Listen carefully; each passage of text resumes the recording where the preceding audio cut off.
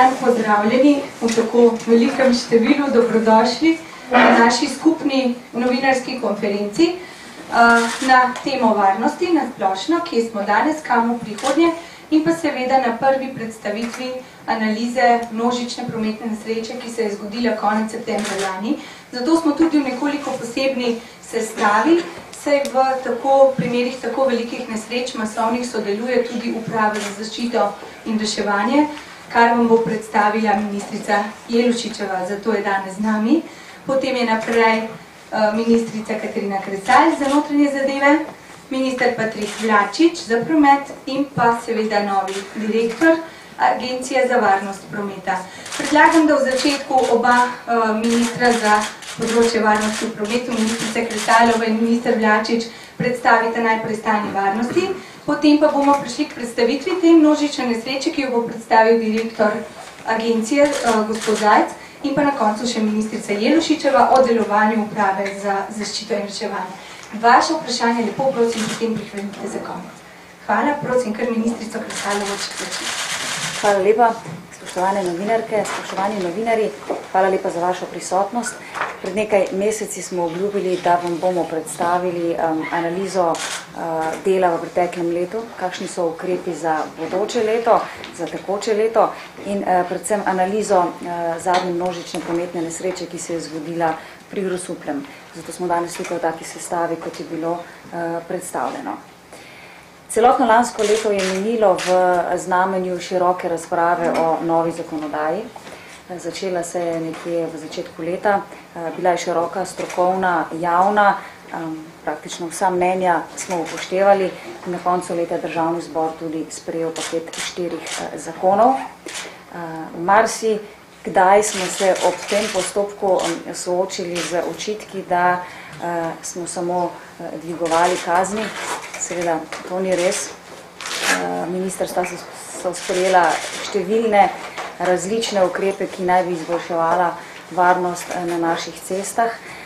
Kazni pa smo dvignili zelo usmerjeno tam, na tistih področjih, kjer je za posledico največ najhujših prometnih nesreč.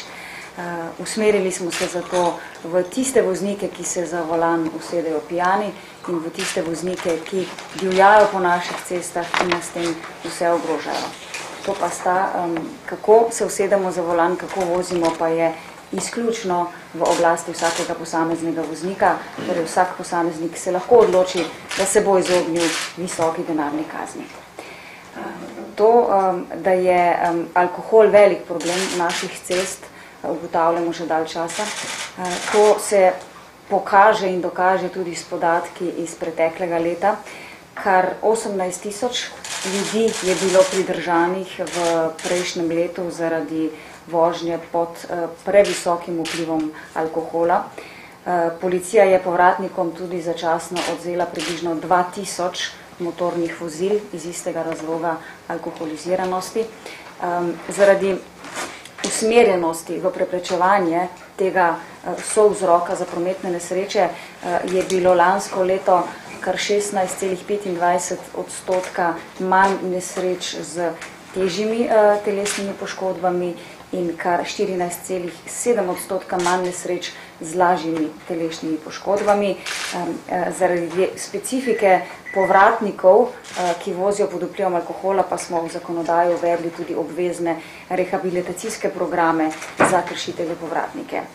Ustanovili smo agencijo, vesela sem, da je danes z nami direktor, ki bo kasneje lahko natančno predstavil prvi večji projekt, torej analizo prometne nesreče pri Grosupljem.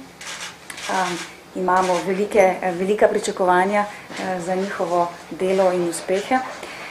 V tem postopku priprave ukrepov smo prisluhnili tudi svojcem, zato smo v sklopu policije uvedli 24-urno dežurstvo za nujno psihološko pomoč, ki je seveda posebej pomembno pri obveščanju svojcev smrtnih žrtev v prometnih nesrečah in tistih, ki dobijo težje težje poškodbe. Tudi na predlog svojcev smo uvedli v zakonodajo takojšen odvzem vozniškega dovoljenja, torej da vozniki, ki zjutraj zapustijo prostore za pridržanje, ne sedejo takoj v avto in se odpeljajo naprej, ampak morajo čakati na vozniško do konca postopka. Policija je glede na to specifično usmerjenost v prometno varnost tudi bistveno spremenila svoj način dela. Z letom 2011 že na področju celotne države funkcionira nov način nadzora prometa. To pomeni, da je nadzor usmerjen v tiste dele in v tiste kršitve, ki so najpogostejše, v tiste cestne odseke, ki so najbolj nevarni in tja, kjer se največkrat pojavljajo kršitelji. Poleg tega se posebna pozornost pri preventivnih ukrepih in pri ostalih ukrepih usmerja v šibkejše udeležence cestnega prometa, to so mlajši, kolesarji, pešci. Vse to celovito ravnanje, sodelovanje državnih organov se pač konkretno pozna v tem, da je po številu mrtvih Slovenija iz repa evropske lestvice prišla na sredino te lestvice. Konkretno, ko sem sama prišla na Ministrstvo za notranje zadeve, je bilo letno mrtvih 214 ljudi, lansko leto jih je bilo 138. Ta razlika je očitna.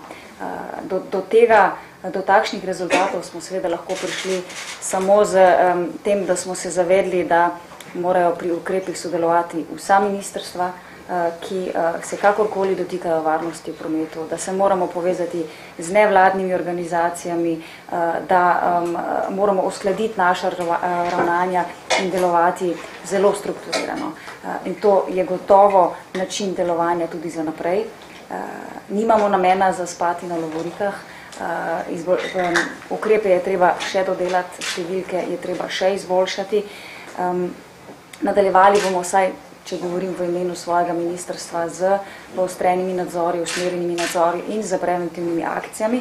V naslednjih 2 letih pa kot dodatne ukrepe planiramo dve konkretni področji, 2 konkretna prioritetna projekta, in sicer projekt posodobitve nadzora in urejanja prometa na avtocestah in na hitrih cestah in pa projekt sekcijskega in stacionarnega merjenja hitrosti na državnem cestnem omrežju. Toliko zaenkrat z moje strani in predajam besedo Patrik Katerin. Hvala lepa, spoštovane novinarke, spoštovani novinarji, spoštovani ministrici, direktor. Varnost je še vedno prioriteta Ministrstva za promet in kot je povedala že ministrica, smo lahko do neke mere zadovoljni z dosežki, ampak mi želimo še več. Uvrščeni smo trenutno v Evropi nekje v sredino lestvice po varnosti in naše želje so, da bi se ta trend, ki smo ga torej v tem, odkar vodi Ministrstvo za notranje zadeve in promet, da bi se še nadaljeval. Na podlagi statističnih in drugih ocen v varnosti v prometu lahko pričakujemo podobne rezultate tudi v letošnjem letu, vendar moramo za preprečitev poslabšanja varnosti proaktivno pristopati k aktivnostim za povečanje varnosti na naših cestah. Zlasti seveda osredotočamo svoje ravnanje na, tako kot je bilo prej omenjeno, na hitrost, na alkohol, posebej še na varnost pešcev, na varnost motoristov in kolesarjev in pa na varnost v turistični sezoni. Nekateri ukrepi, ki jih pripravljamo skupaj z Agencijo za varnost prometa, so naslednji. Nacionalni program varnosti cestnega prometa za leto 2012 do 2021 bo posredovan v vladno proceduro junija predvideno. Potem je tukaj program promocije nove prometne varnostne zakonodaje kot uvod v program Varno poletje in pričakujemo, da bo ta nova zakonodaja z področja prometa, ki smo jo pripravljali, potem ko smo tudi vam jo predstavljali in ko je bila v široki javni debati sprejeta, pričakujemo, da bo ta nova zakonodaja tudi prispevala k povečanju varnosti. Pripravljen je akcijski načrt za uvedbo sekcijskega stacionarnega merjenja, kot je prej povedala ministrica, torej hitrosti tako na državnem, kot tudi na avtocestnem omrežju.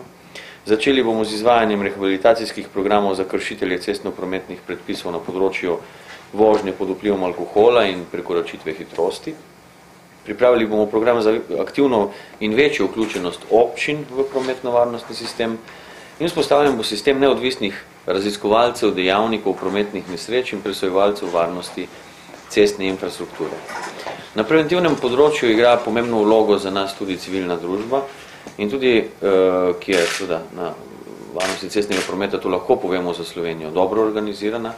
Tudi letos bomo finančno podpirali njihovo delovanje, imamo predvidenih 210 000 evrov za njihove aktivnosti. Na koncu naj povem še, da se bomo posebej posvetili dvem rizičnim skupinam, to so kolesarji, to so motoristi. Kot vidite, je letošnja zima nekoliko drugačna, kot je bila lanska, ko smo v podobnem času bili v skoraj metrskih, skoraj meter snega je bilo okoli cest in seveda zaradi tega ni bilo kolesarjev še v tem času na naših cestah. Zdaj opažamo drugačno ravnanje naših udeležencev v prometu in vidimo kolesarje praktično vsakodnevno. In zato bomo za večjo varnost kolesarjev pripravili preventivne akcije, poleg tega tudi za enosledna motorna vozila, torej za to, kar je tudi ena izmed rizičnih skupin, vsakokrat, ko se utopli in imamo motoriste na naših cestah, seveda tudi oni so takšni udeleženci, ki so torej v nevarnosti. In javna agencija Republike Slovenije za varnost v prometu bo tudi v sodelovanju z radio televizijo pripravila četrto, torej serijo 4 dokumentarnih oddaj za večjo varnost motoristov. To so tiste, ki ste jih že imeli priložnost spremljati, nekatere za avtocestne programe, tako da nadaljujemo s temi aktivnostmi in kot sem že na začetku povedal, si želimo, da bi se trendi, ki so se začeli tudi nadaljevali. To je večja varnost na prometu. Hvala lepa, ministra. Zdaj pa vabim direktorja Javne agencije za varnost prometa, da predstavi analizo te množične nesreče lani konec novembra v Pritprosti. Hvala lepa, lep pozdrav, sem skupaj tudi v mojem imenu in pa v imenu Agencije za varnost prometa. Kot veste, se je 27. novembra ob 4 popoldne zgodila množična prometna nesreča na avtocesti A2 pred izvozom Grosuplje. V tej nesreči je bilo udeleženo 38 vozil, 3 osebe so umrle, 6 je bilo hudo telesno poškodovanih in pa 13 oseb je bilo lahko telesno poškodovanih. Mi smo se na agenciji odločili, da opravimo prvikrat tovrstno analizo prometne nesreče in sicer z naslednjimi smotri in pa cilji. In sicer prvič, da razkrijemo čim večje število možnih dejavnikov te prometne nesreče, da se ugotovijo dobre in slabe lastnosti prometne ureditve pred prometno nesrečo, med prometno nesrečo in po prometni nesreči, da se ugotovi stanje cestne infrastrukture, potem da se ugotovijo nekatere lastnosti udeleženih vozil, udeležencev in pa da se ugotovi dobre in pa slabe izkušnje pri izvajanju nalog zaščite in pa reševanja. In seveda za konc, da čisto na koncu opredelimo tudi ukrepe za preprečitev tovrstnih in pa drugih nesreč in pa seveda, da opredelimo tudi ukrepe, da se izboljša kvaliteta dela vseh sodelujočih služb. Se pravi, tem ciljem in smotrom smo pri analizi sledili. Pri tej analizi so sodelovali policisti, delavci prometno-informacijskega centra, DARS-a, Direkcije Republike Slovenije za ceste, Ministrstva za promet, Uprava za zaščito in reševanje in pa Agencija za varnost prometa. Pri tem je potrebno ekstra poudariti, da se pri tej analizi se niso proučevali vzroki prometnih nesreč, kajti te sodijo neposredno v domeno policije oziroma preiskovalcev, tožilstva, izvedencev in pa sodišč in smo izključno proučevali, se pravi, dejavnike prometnih nesreč. Zdaj, za tiste, ki mogoče ne ločite razliko med vzrok in dejavnikov, v bistvu gre vzrok je pravno formuliran dejavnik, ki je opredeljen kot kršitev cestnega prometa. Tukaj govorimo o preveliki hitrosti, o premajhni varnostni razdalji in še nekaterih drugih nam že znanih kršitev. Dejavniki, tiste, ki smo pa mi proučevali, so pa vpliv megle, vpliv temperature vozišče, neopremljenost vozil z določenimi tehnično opremo, izkušnje voznikov in pa tako naprej. No, v zvezi prometne nesreče je policija na pristojno tožilstvo podala zoper udeležene voznike 8 kazenskih ovadb in pa 11 obdolžilnih predlogov za prekrške zaradi neprilagojene hitrosti. Tisto, zdaj pa prihajam v bistvo analize, to pa je pomembnejše okoliščine in pa dejavnike prometnih nesreč, ki smo jih mi ugotavljali oziroma proučevali. In sicer bom šel zdaj zelo sistematično, cesta, voznik, vozilo. In sicer pri cesti, kar zadeva cestne infrastrukture, je pomembno to, da je bila tisti trenutek v času prometne nesreče je bila izredno gosta megla, vidljivost manjša kot 50 metrov, zato je bila hitrost na kritičnem odseku avtoceste s predpisom omejena na 50 km na uro. S predpisom omejena na 50 km na uro. Cesta poteka v pacu, kar ima vpliv na hitrost. Ugotovljene so bile različne obrabe plasti vozišča kot posledica vzdrževalnih del.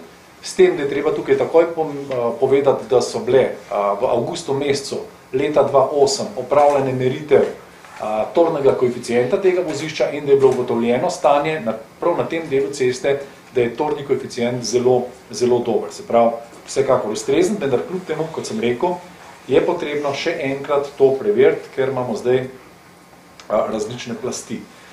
Potem je bilo ugotovljeno, da so na tem delu ceste vidne kolesnice, za katere so pa strokovnjaki ugotovili, da niso nevarne za aquaplaning, vendar pa lahko postanejo nevarne, kadar voda v kolesnicah pri majhnih vzdolžnih nagibih zastaja. Se pravi, je potrebno preveriti tudi to.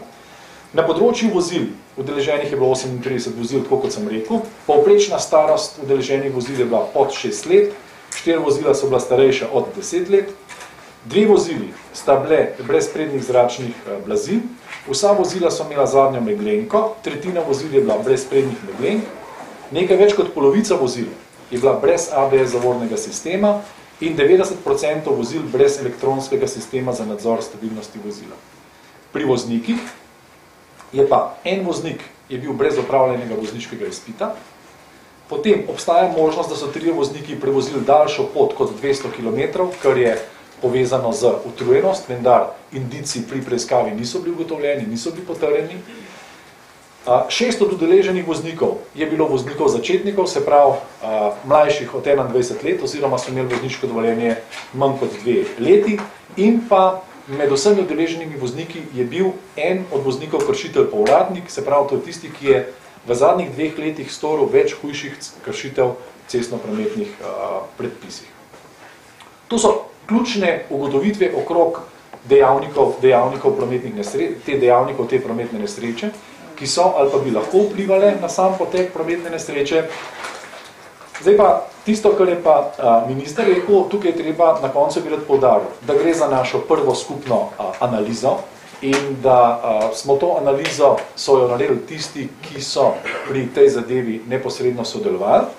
Kot je pa minister omenil, imamo pa v novem zakonu, ki bo začel veljati s 1.7.2011, uvajamo 2 novi kategoriji in sicer to so raziskovalci dejavnikov prometnih nesreč. To bodo skupine, v katerih bo metodolog za raziskavo prometne nesreče, bo prometni psiholog, bo strojnik, ki bo pokrival področje vozil in pa bo profil strokovnjaka z področja cest. Se pravi, te bodo raziskovali dejavnike prometnih nesreč in v naslednjem letu lahko pričakujemo takšne analize, kot je ta, veliko bolj podrobne, bolj natančne in nenazadnje tudi veliko večja stopna strokovnosti in neodvisnosti. In drugo, bomo pa naslednje leto, se bo pa uvedel tudi sistem presojevalcev varnosti cest. Ta trenutek je v zaključni fazi priprava pravilnika, ki ureja njihovo usposabljanje.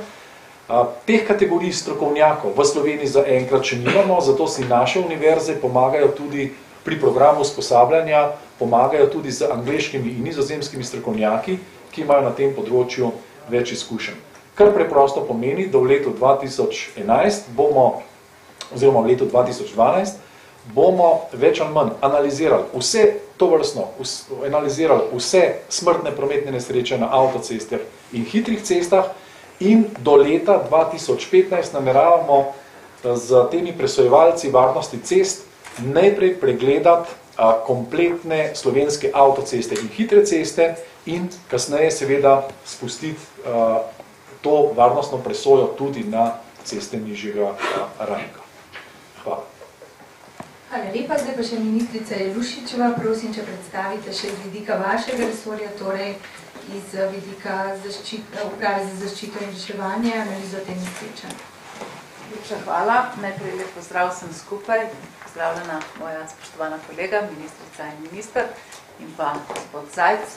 Predvsem pa lep pozdrav vsem tistim v naši sredini, ki so bili ključni koordinatorji reševanja v tej množični prometni nesreči. Namreč posebnost te nesreče je take vrste, da je vsebovala zelo veliko število vozil, da je bilo vključenih zelo veliko različnih reševalnih služb in da se je mogoče na tako vrsto prometnih nesreč pripraviti v velikem delu tudi vnaprej in sicer tako, da zelo dobro poznamo ceste in da vsi reševalci, ki na določenem območju cest, zlasti gre seveda v tem primeru za avtoceste, natančno vedo, kako sodelovati med seboj. Za posredovanje ob nesreči v Grosupljem lahko rečemo, da je potekalo organizirano, učinkovito, lahko rečemo, da tudi brez večjih težav. Ampak, ko to povzamemo, je prav, da tudi ugotovimo, na podlagi česa so takšne trditve možne. Najprej moramo reči, da je prvi dejavnik, ki je izjemno dobro opravil svoje delo pri reševanju, bila policija, ki je poskrbela za to, da se je zelo hitro avtocesto zaprlo na ustrezen način in tudi upravljalec avtoceste je odreagiral na način, ki je bil za dostop do nesreče najbolj primeren. Potem regijski center za obveščanje, ki skrbi za klic v sili 112 v Ljubljani, je odreagiral tako, da je zelo hitro in uspešno aktiviral vse tiste sile, ki morajo pri takšni nesreči pomagati. In sicer najprej gasilsko brigado Ljubljana in vesela sem, da je z nami danes tukaj ključna oseba, ki je vodila intervencijo na terenu in sicer gospod Žagar, ki je bil vodja izmene v gasilski brigadi Ljubljana in kot vodja izmene potem prevzel tudi vodenje celotne gasilske intervencije oziroma tistega dela intervencije, ki je pomenila vključitev poklicnih gasilcev iz gasilske brigade Ljubljana in pa dveh prostovoljnih gasilskih društev. To sta bili prostovoljno gasilsko društvo Grosuplje in pa prostovoljno gasilsko društvo Šmarje Sap. Torej, posebnost tega delovanja je bila, da so poklicni gasilci zelo uspešno vključili v svoje delo tudi prostovoljne gasilce in se razdelili sektorsko ter v različnih predelih nesreče opravili uspešno svoje delo. No, njihovo delo je bilo v tesni povezavi z reševalno postajo v Ljubljani in sicer tako z reševalno postajo Univerzitetnega kliničnega centra, kot tudi službe, skupaj za službo za nujno medicinsko pomoč in z nami je danes gospod Gorjup, ki je kot vodja izmene na reševalni postaji skrbel za to, da je veliko število vozil, reševalnih vozil, zelo koordinirano, pravočasno prišlo na območje nesreče in tudi odpeljalo vse ponesrečence. Namreč skoordinirati je bilo treba 17 različnih ekip, ki so pomagale v tej nesreči in posebnost nesreče je bila v tem, da je bilo treba skoordinirati tudi veliko število, lahko rečemo, prostovoljnih reševalcev, v tem primeru medicincev, zdravnikov in medicinskega osebja, ki so se znašli, ki so prišli na pomoč in so na območju nesreče pomagali zlasti v triažnem delu. Z mano je tu v imenu Uprave za zaščito in reševanje gospod Srečko Šestan, ki pa je pri nas, mi pravimo, največji strokovnjak za priprave na reševanje ob nesrečah na avtocestah In tu velja sedaj, ko govorimo o rezultatih opravljenega dela v tej nesreči, velja poudariti, da brez preventive, ki sta jo poudarjala oba ministra že danes, ministrica Kresalova in minister Vlačič, namreč brez preventive, ki se tu kaže v ustrezni pripravi načrtov ter v ustreznem predhodnem usposabljanju, najbrž reševanje v tej nesreči ne bi bilo tako uspešno, kot je bilo. Videli smo, da so 4 dejavniki, 4 ključni elementi sistema zaščite in reševanja v trenutku nesreče odreagirali povsem koordinirano, in sicer policija, DARS, gasilci in reševalna služba. Tu moramo reči, da so aktivnosti potekale na podlagi predhodnih načrtov. Ti načrti se izvajajo oziroma so bili sestavljeni že nekje od leta 1996 dalje, natančneje potem od leta 2005 dalje, in lahko rečemo, da vse, kar se načrtovanja tiče, se je tokrat izkazalo, da je bilo ustrezno. To seveda ne pomeni, da za naprej nimamo tudi predlogov za dodatne popravke in pa dopolnitve nekaterih točk, za katere smo ugotovili, da so možne še dodatne rešitve in tudi izboljšanja našega delovanja. Morebiti je prav, da rečemo, da smo imeli ob tej nesreči tudi neke posebne okoliščine in da je bil uspeh reševanja odvisen tudi od teh posebnih dejavnikov, ki ni nujno, da se zgodijo vedno v takšni situaciji. Imeli smo priložnost zbrati na enem mestu res izjemne reševalce, izjemne profesionalce, ljudi, ki so delovali zelo avtoritativno in profesionalno in s tem tudi dali vsem ponesrečencem občutek varnosti, stabilnosti in občutka, da se bo dogodek razvil in odvil v dobro vseh prizadetih. Kot rečeno, smo imeli tudi posebno okoliščino v tem, da je ravno v tem času potekal na Igu seminar za usposabljanje medicinskega osebja, ki je bilo takoj na razpolago za pomoč v triažnem delu te nesreče. To nas navaja na spoznanje, da bo potrebno v prihodnosti pri množičnih prometnih nesrečah imeti preskrbljene precej obsežne številčne ekipe, ki bodo morali biti prvič na razpolago za pomoč v takšni nesreči in drugič zato, da se istočasno zagotavlja dokaj nemotena oskrba drugih poškodovanih oziroma drugih bolnih ljudi v Sloveniji in v primeru naše nujne medicinske pomoči. V primeru te nesreče smo videli, da je reševalni postaji in pa službi za nujno medicinsko pomoč uspelo pravočasno mobilizirati, upoklicati dodatne sile, dodatne zdravnike, ki so bili v pripravljenosti doma, zato da so lahko prevzeli druge bolnike oziroma druge urgentne primere, kajti večina reševalcev, večina zdravnikov, medicinskega osebja je morala biti na razpolago pri Grosupljem. Naj povem, katere stvari bi kazalo v prihodnosti izboljšati oziroma kje smo odkrili točke v vsej tej analizi, ki je potekala v različnih fazah, katere točke mislimo, da bi bilo prav izpopolniti. Najprej za nas, ki skrbimo za sistem zaščite in reševanja, je pomembno vedeti, da bo na naših avtocestah treba zagotoviti ustrezne intervencijske dostope in prehode.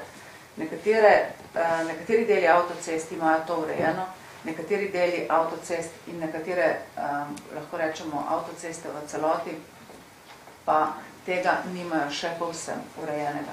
Zlasti velja izpostaviti tiste avtoceste, ki nimajo odstavnih pasov.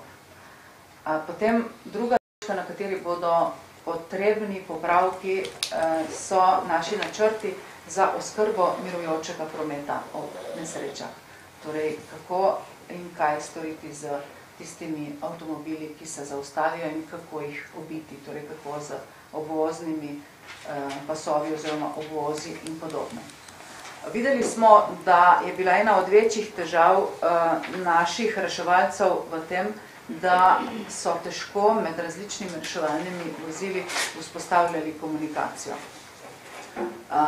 Imeli smo stik 3 velikih sistemov, policijskega, gasilskega in reševalnega, torej medicinsko-reševalnega, in ugotovili smo, da vsi ti 3 veliki segmenti uporabljajo različne oblike informacijsko-komunikacijskega medsebojnega usklajevanja. Že nekaj let potekajo razprave o tem, da bi te sisteme morali povezati v skupen, modern, digitalni sistem, o čemer ali kar naj bi zagotovil sistem Tetra. Žal smo zaradi proračunskih težav se v teh preteklih 2 letih prav pri sistemu oziroma prav pri projektu Tetra držali nazaj. Nažalost,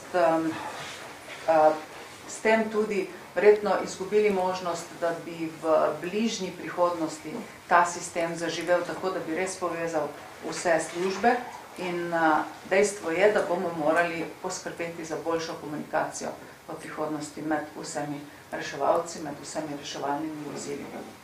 In upamo torej, da bomo tudi pri projektu Tetra imeli v prihodnosti več sreče, ko bo šlo za investicije. Ugotovili smo tudi, da za tako velike množične prometne nesreče lahko zmanjka sanitetne opreme. Torej bo potrebno skrbeti za to, da se zagotovi pravočasno dovolj rezerv sanitetne opreme. Ugotovili smo tudi, da je še nekaj, lahko rečemo, drobnih, ampak v trenutku reševanja pomembnih stvari, ki jih je treba popraviti, in sicer nepoškodovane osebe v takšni nesreči bo treba še bolj urejeno umakniti iz prizorišča nesreče. Prav ob tej nesreči smo ugotovili, da lahko, če se prosto premikajo in so tudi v stresu po prizorišču nesreče, povzročajo dodatne težave. Zato bomo v prihodnosti v načrtih predvideli, kako te nepoškodovane osebe čim prej varno, tudi z ustrezno psihosocialno pomočjo, umakniti z območja nesreče in seveda tudi za njih poskrbeti na primeren način.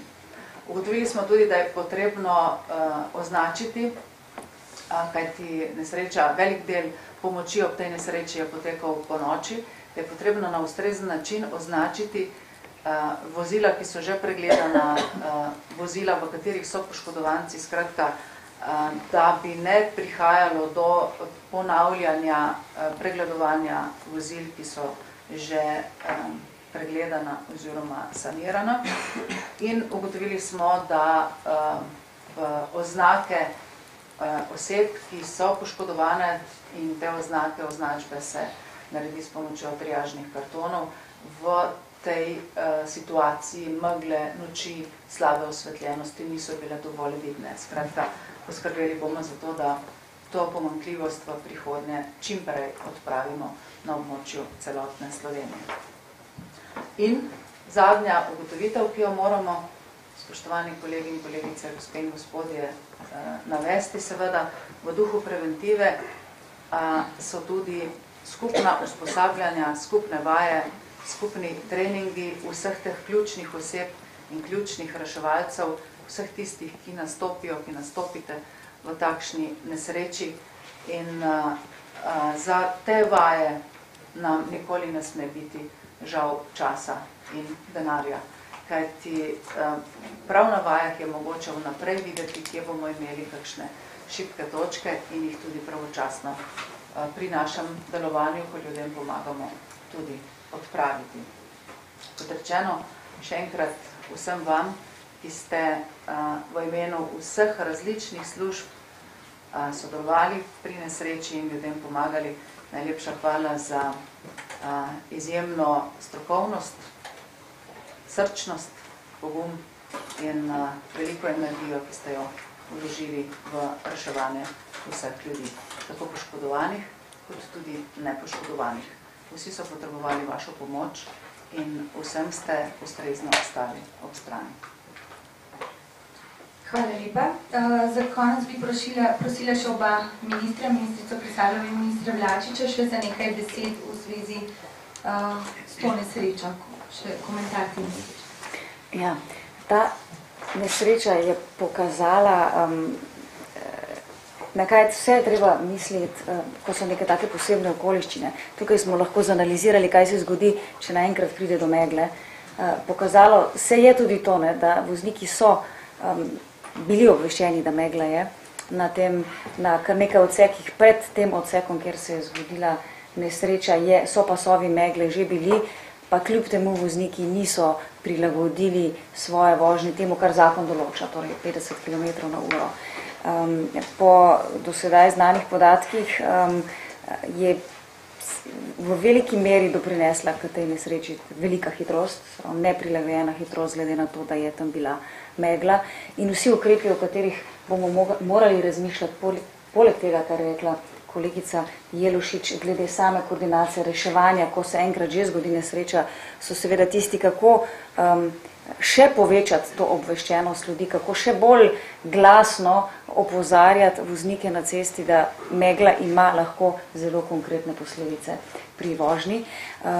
Vem, da bodo v sklopu Ministrstva za promet in agencije razmišljali o dodatni opremi za ceste. Policija bo nedvomno svojo taktiko nadzora nad prometom prilagodila takšnim napovedim megle, na katere se bomo lahko pripravili, s tem, da bo na določenih odsekih povečala svojo prisotnost, ker tudi sami dobro vemo, če zagledamo policijske avtomobile ob cesti, se to nemudoma pozna na zmanjšanju hitrosti voznikov in zagotovo pa bomo še naprej tako organizirano, kot smo se zdaj lotili tudi pod okriljem agencije, delovali na še boljši koordinaciji, predvsem z vidika medsebojnega obveščanja in hitre reakcije na to, kaj se pripravlja na cesti. Moram pa tukaj, ker je kolegica odprla to vprašanje, res tudi sama izraziti upanje, da bo končno naleteli na odprta ušesa, predvsem pri tistih, ki režejo proračunsko pogačo. Projekt Tetra je projekt, za katerega se boriva že od začetka tega mandata, da bi ga zgradili do konca. Gre za posebno omrežje, ki omogoča enotno komunikacijo vseh teh dejavnikov, ki smo jih danes omenili. Polovica Slovenije je zgrajena, polovica še ni in upam, da nam bo Ministrstvo za finance tokrat prisluhnilo in da bomo izgradnjo in dokončanje tega omrežja res lahko končali. Nažalost, koristnost takega omrežja spoznamo na najbolj tragičnih primerih. Hvala lepa. Ja, še z moje strani. Promet je ena takšna dejavnost, ki se iz zgodovine nesreč lahko veliko nauči. Verjetno se spomnite nesreče Titanika. Večina ljudi je umrla na Titaniku zaradi tega, ker ni bilo dovolj rešilnih pasov na ladji. Posledica je bila konvencija SOLAS. In takih nesreč je bilo v zgodovini, bi jih vam lahko zdaj veliko našteli. In ta nesreča, ki se je tukaj zgodila, želimo iz nje povleči tudi določene zaključke, zato, da bi se popolnoma preprečiti nesrečne možnosti, ampak da bi se zmanjšale možnosti škodljive posledice, kar do takšnih dogodkov neljubih pride. Letos bo začel veljati nov zakon o javnih cestah, sledil bo pravilnik o prometni signalizaciji in opremi javnih cest. To bo osnova za nekatere ukrepe, ki jih morajo izvesti upravljalci cest, povezane so pa z dodatnim obveščanjem voznikov v posebnih situacijah, kot je bil na primer ta primer megle. Delovna skupina na tem pravilniku intenzivno deluje in poglavje o prometni signalizaciji bo del tega pravilnika. Naša želja je, da pripravimo podlago, ki bo omogočila čim večjo varnost udeležencev in dajala učinkovite rešitve, torej čim bolj kvalitetno obveščanje. In še nekateri mogoče ukrepi, ki so posledica te nesreče, so tudi v analizi omenjeni. DARS bo pregledal odseke, kjer avtoceste potekajo po spustih, predlagal rešitve, ki bodo uporabnike obveščali o priporočeni hitrosti, tam, kjer se pojavlja megla, sicer en tak primer že imamo v Sloveniji. Na odseku, kjer so se pojavile kolesnice, bodo preverili zastajanje vode, ponovno izmerili torne lastnosti vozišča na tem območju, kjer je bila nesreča. Po sprejetem pravilniku bo DARS začel tudi z aktivnostmi za uvedbo dodatne talne signalizacije za obveščanje voznikov. Posodobljen bo sistem informiranja, vzpostavljen bo radijski center v Centru za vodenje prometa, ki bo omogočal večjo učinkovitost na področju obveščanja. In ti in še nekateri ukrepi so v analizi, tako da si jih boste lahko ogledali. Še z moje strani zahvala vsem, ki so sodelovali, torej od policije, civilne zaščite, torej vsi, ki so v tej nesreči odigrali svojo vlogo, se jim zahvaljujemo, zagotovo so bistveno pripomogli, da so bile posledice prometne nesreče manj hude, kot bi lahko bile sicer. Hvala lepa, torej to so bile predstavitve. Zdaj pa postavim vprašanjem. Da začnemo. Damjana Žiž večer. Jaz bi prosim ministrico Kresalvo oziroma gospoda Kapuna, da tukaj vidimo, če lahko pa vendarle vseeno nekaj več poveste o vzrokih te velike prometne nesreče. Gospod Zajc je govoril o dejavnikih, vi ste nekaj hitrost omenili, mogoče vsaj par teh osnovnih stvari, zakaj se je torej zgodila ta prometna nesreča. Hvala. Zato je danes gospod Kapun z nami. Gospod Kapun, če se strinjate, mogoče vendarle iz strokovnih ust konkretni podatki o tem.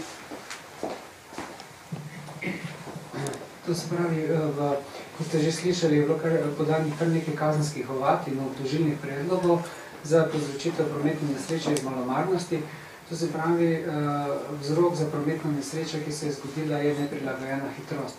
Seveda so pa neprilagojena hitrost glede na prometne razmere in tudi te dejavniki, ki ste jih danes slišali na tem predstavitvi te analize.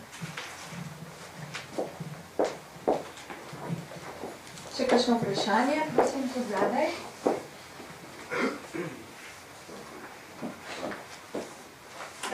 Sem, če se še predstavite. Milenko, čestitnega najva. V bistvu za vas, minister Vlačič, pač pa ni vezano za to nesrečo. Danes je stil rešen vlak, če lahko veste, zdaj govorimo o ceste, kaj se bo zgodilo z varnostjo na cestah. Kaj bo, če bi bil to pač potniški vlak? Kaj ste naredili za varnost na železnicah? Ne vem, koliko slabo stanje tam?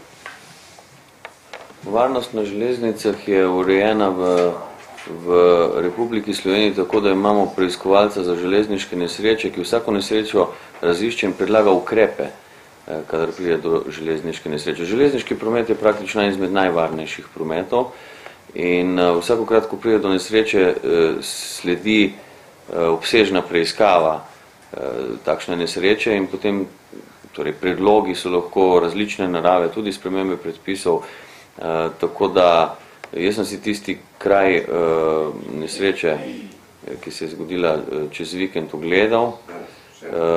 Jaz še nisem bil do tega trenutka obveščen, zakaj gre, tako da bom se zdaj takoj pozanimal, pa vam lahko potem odgovorim. In vsekakor je treba vsako tako nesrečo obravnavati z veliko resnostjo, ne samo zaradi velike materialne škode, tako kot sami omenjate, tudi zaradi varnosti torej udeležencev, zlasti če gre za potniški promet. Vendar ponavljam še enkrat, železniški promet je en izmed najbolj varnih in to, kar pravzaprav zdaj šele uvajamo v cestni promet, v letalskem, v železniškem, že dolgo časa obstaja, to je preiskovanje nesreč, ki potem ugotovijo, kaj so bili glavni razlogi, vzroki, dejavniki in se jih potem lahko odpravlja z spremembo predpisov, organizacijskimi stvarmi in podobno. Še kakšno vprašanje? Samo ni zvezi s tem, če lahko ministra Vlačiča. Mene pa zanima, če ste prejeli pismo od predsednika Združenja izvajalcev zaključnih del v gradbeništvu gospoda Požarja, ki opozarja na neplačevanje SCT-ja pri gradnji pomurske avtoceste, katere naročnik je bil DARS. Če se torej seznanjeni s tem pismom, pisal ga je tudi premijer Pahorju in kako pač lahko oziroma nameravate ukrepati? Sem seznanjen, ne da ne bi želel zdaj odgovarjati na drugo vprašanje, jaz bi prosil vse, če nimate vprašanj v zvezi s tem, da spustimo ministrice in potem imate mene na voljo. Tako da, ker imamo vsi veliko dela, z veseljem odgovorim na vsa vprašanja, ki se dotikajo drugih stvari. Tako da, če še kaj v zvezi s tem. Še kakšno vprašanje v zvezi z nesrečo? Ne, jaz sem z ministrico Jelšičeva na drugo vprašanje. Ne, danes smo na Ministrstvu za promet govorimo o prometni varnosti in o pomoči ob tovrstnih nesrečah, ki se zgodijo v prometu in posvetili se bomo temu. Jaz bi se pol v tem primeru zahvalila obema ministricama, ministru Vlačiču, direktorju agencije, vsem predstavnikom, tudi z policije, tudi z Uprave za zaščito in varovanje, gasilcev, reševalcev, vsi so še tukaj, če imate dodatno vprašanje v zvezi z nesrečo. Za ostale, ki ste me poklicali v zvezi z dodatnimi vprašanji, smo odgovorjeni, ostalim pa hvala lepa.